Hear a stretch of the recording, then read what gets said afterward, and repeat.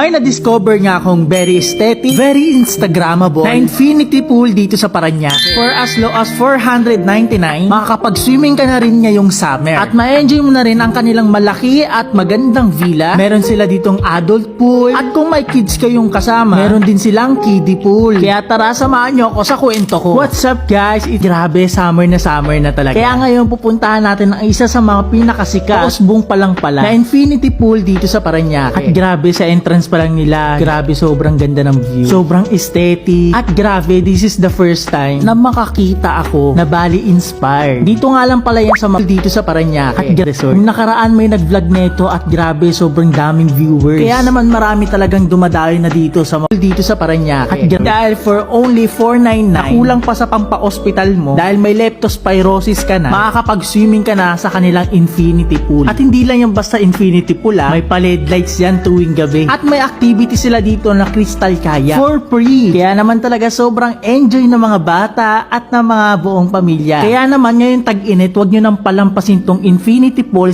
dito sa Parañaque at resort.